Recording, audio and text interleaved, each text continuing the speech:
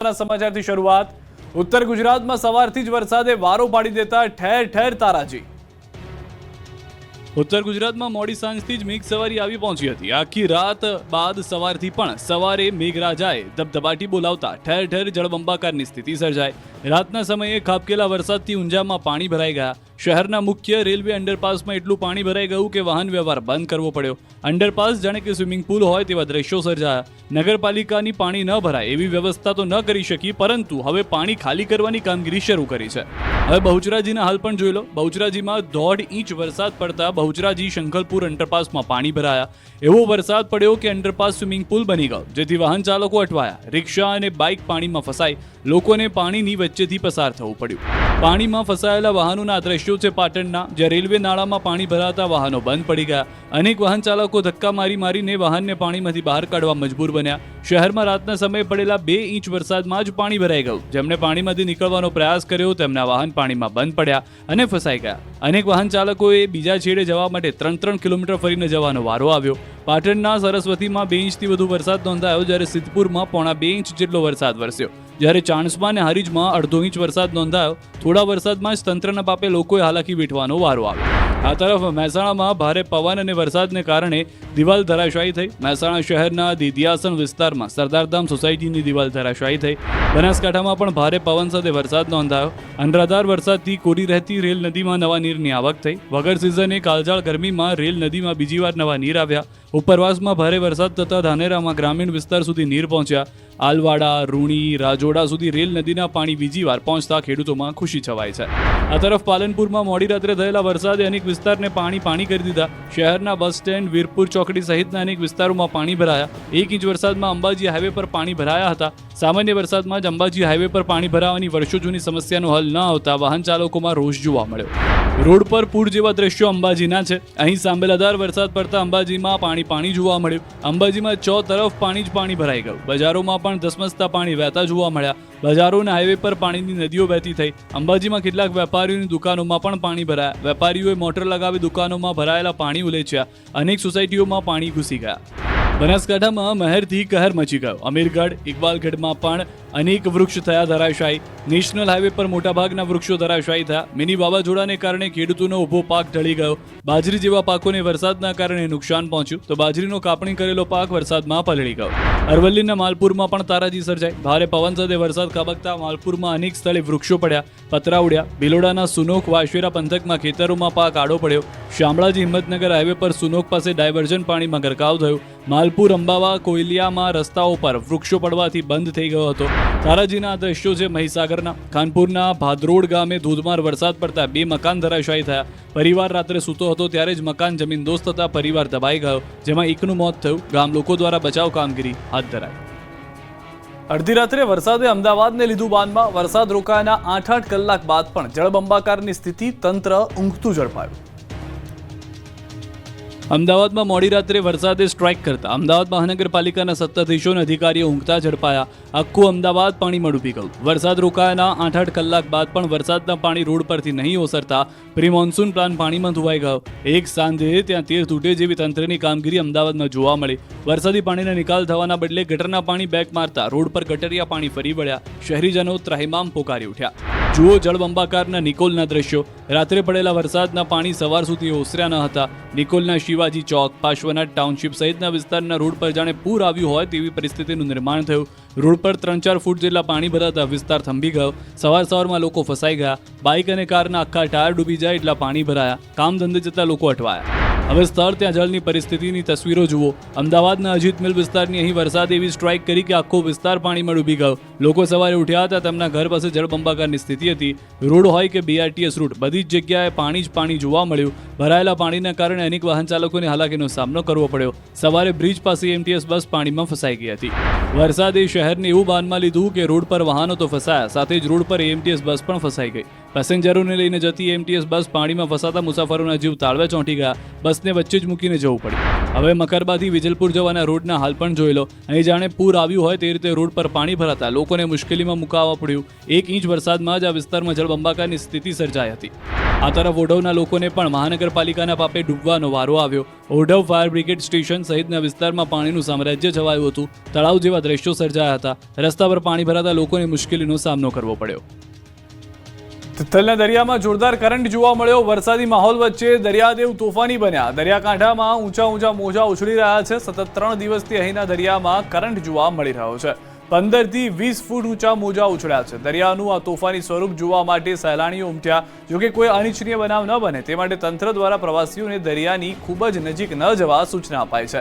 તેમ છતાં કેટલાક લોકો ખૂંખાર મોજા સાથે મસ્તી કરતા જોવા મળ્યા, જો જોખમી સાબિત થઈ શકે છે. હાલ ચોમાસું નજીક છે ત્યારે દરિયામાં આ પ્રકારે કરંટ જોવા મળતો હોય છે. આથી દરિયાકાંઠે જવામાં સાવચેતી રાખવી જરૂરી છે. વાદળ સાથે વાતો કરવા લાગ્યું સાપુતારા. સાપુતારાનો આ અદ્ભુત નજારો મનમોહક છે. ધોધમાર વરસાદ બાદ વાદળ જાણે કે સાપુતારામાં આવેલા પ્રવાસીઓ સાથે વાતો કરવા નીચે ઉતરી આવ્યા. તળેટી વિસ્તારમાં લીલીછમ વનરાય વચ્ચે વાદળના દ્રશ્યોથી આહલાદક દ્રશ્યો સર્જાયા.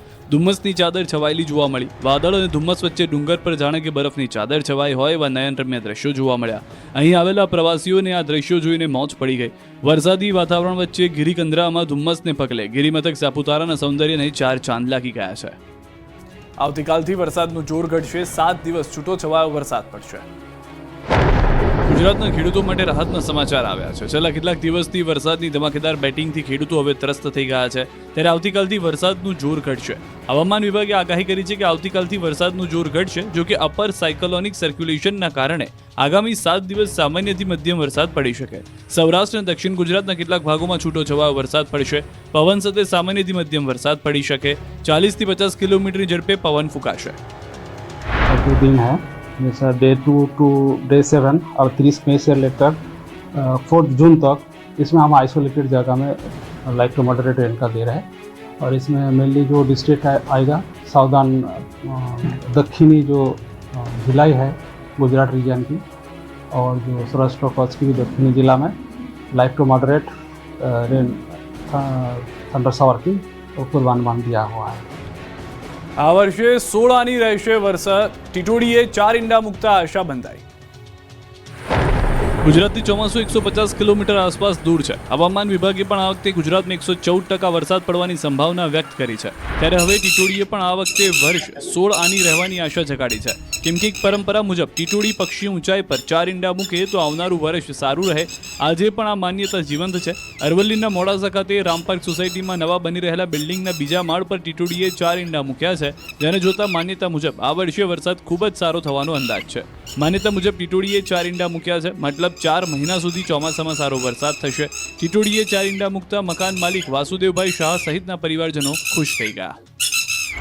આનંદ છે કે એટલા ઊંચાઈ ઉપર 4 ઈંડા મૂકેલ છે, એનાથી વરસ સારું આવવાના 100% સમાચાર સારા મળે છે. વંટોળિયા વરસાદથી અંબાજીમાં મુશળધાર તારાજી. અંબાજી દાતા પંથકમાં પડેલા વરસાદે તારાજી સર્જી છે. અંબાજી નજીકના વિસ્તારમાં 2 વીજપોલ સાથે 4 થી 5 જેટલા વૃક્ષો પણ ધરાશાયી થઈ ગયા. જોકે કેટલીક જગ્યાએ રસ્તા અવરોધાતા ઝાડને તાકીદે રસ્તા ઉપરથી હટાવવાની કામગીરીને લઈ માર્ગ ખુલ્લા કરાયા. અંબાજી વચ્ચે ત્રિશુલિયા ઘાટમાં અનેક પહાડી વિસ્તાર પણ જોખમી બન્યો છે. મહત્તમ પદયાત્રીઓ અંબાજી જવા માટે આ ત્રિશુલિયા ઘાટવાળો રસ્તો જ પસંદ કરે છે અને પદયાત્રીઓની સાથે વાહન ચાલકો માટે પણ ઘાટનો પહાડી વિસ્તાર જોખમી સાબિત થાય તેવી પરિસ્થિતિ જોવા મળી રહી છે.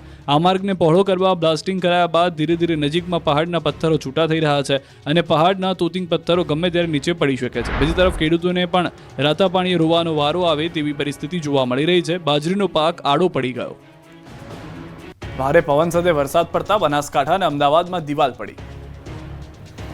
બનાસકાંઠામાં વરસાદે વિનાશ વેર્યો છે. ખેતરોમાં પાકનો સત્યાનાશ કર્યા બાદ ગામડાઓમાં પણ ઠેર ઠેર તારાજી સર્જાય છે. વરસાદને પગલે રેલવે ગોડાઉનનો કોટ ધરાશાયી થયો. ભારે પવન સાથેના વરસાદના કારણે ગોડાઉનનો કોટ જમીનદોસ્ત થયો હતો. કોટ તૂટી પડતા નજીકના મકાનને નુકસાન પહોંચ્યું. ઘર વખરીને ભારે નુકસાન થતા રહેવાસીઓ ચિંતામાં મુકાયા. સ્થાનિકો યોગ્ય પગલાં ભરવા કરી માંગ. તંત્રની બેદરકારીને લઈને લોકોમાં રોષ જોવા મળ્યો છે. આ તરફ અમદાવાદમાં પણ વરસાદ વેરી બન્યો. અમદાવાદ કાલુપુરમાં આવેલી ધના સુથારની પોળમાં ગજ્જરના ખાંચા પાસે મકાન ધરાશાયી થયું. 2 માળનું મકાન ધરાશાયી થતાં એક મહિલા દટાયા હતા. ફાયર બ્રિગેડની ટીમે રેસ્ક્યુ કરી મહિલાને બહાર કાઢ્યા હતા. હોસ્પિટલ મોકલ્યા હતા, પણ હોસ્પિટલમાં મહિલાને મૃત જાહેર કરવામાં આવતા મકાન જૂનું અને જર્જરિત બનતા પડ્યું હોવાની જાણકારી મળી. મિની વાવાઝોડું ફૂંકાતા રાજકોટમાં 50થી વધુ સ્થળોએ વૃક્ષો ધરાશાયી.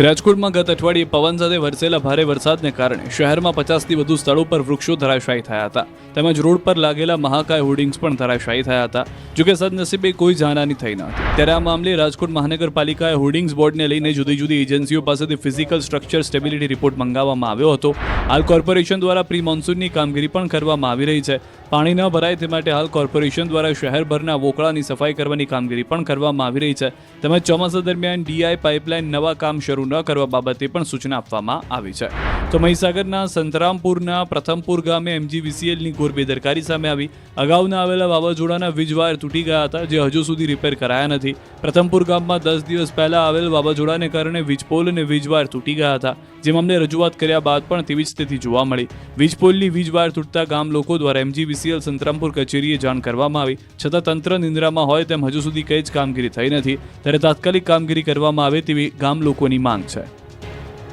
બ્રાન્ચ કેનાલમાં પાણી બંધ કરાતા ઝાલાવાડ પંથકના ખેડૂતો આકરા પાણી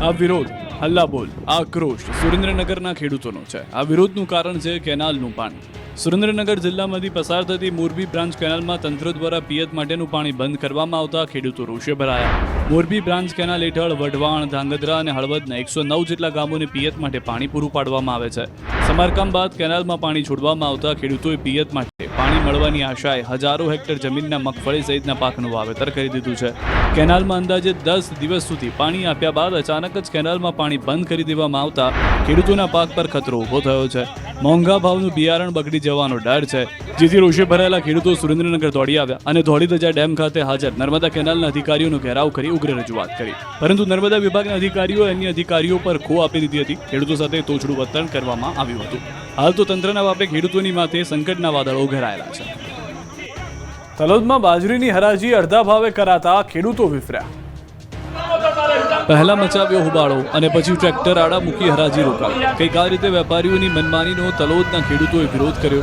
વરસાદી વાતાવરણ વચ્ચે ખેડૂતો મોટી સંખ્યામાં પોતે તૈયાર કરેલો મહામૂલો બાજરો લઈને તલોદ માર્કેટયાર્ડ ખાતે પહોંચ્યા હતા બાજરીની બમ્પર આવક થઈ હતી ખેડૂતોને સારા ભાવ મળશે તેવી આશા હતી પરંતુ વેપારીઓએ ખેડૂતોને લૂંટી લેવાનો પ્લાન ઘડ્યો હતો 400 રૂપિયા મણની બદલે 200 રૂપિયા મણે હરાજી શરૂ કરતા ખેડૂતો લાલઘૂમ થઈ ગયા વેપારીઓની મનમાની સામે ખેડૂતોએ હોબાળો મચાવ્યો માર્કેટયાર્ડમાંથી લીધું હતું બાજરીની હરાજી રોકાવી હતી માર્કેટયાર્ડના ગેટની આગળ ટ્રેક્ટર આડા મૂકી હલ્લાબોલ કર્યો હતો ખેડૂતોએ ઉગ્ર વિરોધ કરતા તંત્રને પરસેવો છૂટી ગયો હતો વેપારીઓનો દાવો છે કે વરસાદના કારણે બાજરીનો ભાવ ઘટાડ્યો હતો સાબરકાંઠામાં વીજ કચેરીમાં 200 થી વધુ લોકોની ધમાલ આંકરા બફારા વચ્ચે વારંવાર વીજ કાપથી હેરાન થયેલા લોકો વિફર્યા અને આ રીતે UGVCLની કચેરીએ જઈને હોબાળો કર્યો ઘટના સાબરકાંઠાની છે જ્યાં સહકારી હડિયોલ રોડ પર આવેલી સોસાયટીના 200 થી વધુ લોકો વીજ કચેરીએ પહોંચ્યા અને હોબાળો કર્યો સ્થાનિકોના દાવા પ્રમાણે રાજદીપ ફીડરમાંથી અપાતો વીજ પુરવઠો છેલ્લા ઘણા સમયથી વારંવાર ઠપ થઈ જાય છે જેના કારણે વૃદ્ધો બાળકો પરેશાન છે વારંવારની રજૂઆત છતાં કોઈ સમાધાન ન થયું પરિણામે તેઓ કચેરીએ આવવા મજબૂર બન્યા કચેરીમાં પહોંચીને સ્થાનિકો પરિસરમાં બેસી ગયા અને સૂત્રોચ્ચાર સાથે વિરોધ નોંધાવ્યો હોબાળો એટલો ઉગ્ર બન્યો કે પોલીસ પણ દોડી આવી ધોરાજીના રોડ પર ગંદકીનું રાજ જનતા ત્રસ્ત ચોમાસું હવે દસ્તક આપી રહ્યું છે રાજ્યની પાલિકાઓ ચોમાસા પહેલા પ્રી મોન્સૂન કામગીરી કરે છે પરંતુ રાજકોટની ધોરાજી પાલિકા તંત્ર જાણે કે હજુ ઊંઘમાં જ હોય એમ લાગી રહ્યું છે આ દ્રશ્યો જોઈ લો આ ગટરો વોકળાના દ્રશ્યો જોઈ લો આ દ્રશ્યો જોઈને તમને લાગશે કે ચોમાસામાં અહીં શું સ્થિતિ ઉદ્ભવી શકે છે જ્યાં જુઓ ત્યાં ગંદકીનું સામ્રાજ્ય છે ગટરો કચરાથી ખદબદી રહી છે ગટરો અને વોકળાની કોઈ જ સાફ સફાઈ કરવામાં આવી નથી જો ચોમાસામાં ધોધમાર વરસાદ પડે તો આખું ધોરાજી કાદવ કાદવ થઈ જાય છે તંત્રની નિષ્ઠુર કામગીરીથી ધોરાજીની જનતા પણ ત્રાહિમામ પોકારી ઉઠી છે બીજી તરફ મચ્છરજન્ય રોગચાળો પણ વકર્યો છે ધોરાજી પાલિકાના પ્રી મોન્સૂન કામગીરીના દાવા આ દ્રશ્યો જોઈને પોકળ સાબિત થઈ રહ્યા છે ભૂતકાળમાં પણ ચોમાસામાં પાણી ભરાવાના અનેક દ્રશ્યો સામે આવ્યા છે પરંતુ પાલિકા ભૂતકાળમાંથી જાણે કોઈ શીખ લેવા નથી માંગતી ઉપરથી ડેપ્યુટી કલેક્ટર પણ ચીફ ઓફિસરની દેખરેખમાં જ કામ થતું હોવાનો ખોખલો જવાબ આપ્યો છે ત્યારે પ્રી મોન્સૂન પ્લાનની કામગીરી માટે પાલિકાની નીતિ અને નિયત પર અનેક સવાલો ઊભા થઈ રહ્યા છે રાજકોટનો લોકમેળો વિવાદના ચકડોળે ચડ્યો નવા 150 ફૂટ રિંગ રોડ પર ખસેડવા કવાયત તંત્રે રાજકોટમાં યોજાતા ઐતિહાસિક લોકમેળાની તૈયારી શરૂ કરી દીધી છે, પરંતુ લોકમેળાના આયોજન સ્થળને લઈને હજુ અસમંજસ છે. રાજકોટમાં વર્ષોથી રેસકોર્સ ગ્રાઉન્ડમાં યોજાતો જન્માષ્ટમીનો મેળો આ વખતે કદાચ નવા 150 ફૂટ રિંગ રોડ પર ખસેડવાની કવાયત ચાલી રહી છે, કારણ કે દર વર્ષે લોકમેળામાં 15 લાખથી વધુ લોકોની મેદની ઉમટી પડે છે. તેને ધ્યાનમાં રાખીને આ મેળો રેસકોર્સને બદલે નવા 150 ફૂટ રિંગ રોડ ઉપર અટલ સરોવર પાસે 9000 સ્ક્વેર ફૂટ જગ્યામાં શિફ્ટ કરવા માટેની કવાયત વહીવટીતંત્ર દ્વારા શરૂ કરવામાં આવી. આ માટે કલેક્ટર દ્વારા અટલ સરોવર આસપાસની ખાડાવાળી જમીનને સમથળ કરવા માટે ₹12 કરોડની ગ્રાન્ટ રાજ્ય સરકાર પાસે માંગવામાં આવી. જે ગ્રાન્ટ મંજૂર થયા બાદ જમીન સમથળ કરવા માટેની કામગીરી શરૂ થશે અને બાદમાં સૌરાષ્ટ્રનો સુપ્રસિદ્ધ રાજકોટનો લોકમેળો નવા 150 ફૂટ રિંગ રોડ ઉપર યોજાશે. 16 ઓગસ્ટના રોજ જન્માષ્ટમી છે, ત્યારે 14 ઓગસ્ટના રાંધણછઠથી 5 દિવસ સુધી લોકમેળો યોજાશે. આ વખતે મેળામાં રાઇડ્સ અને સ્ટોલ ભાડે રાખવા માટે ફોર્મ ભરવાની પ્રક્રિયા અઠવાડિયામાં જ શરૂ કરી દેવામાં આવશે. હાલ તો રાજકોટ લોકમેળાનું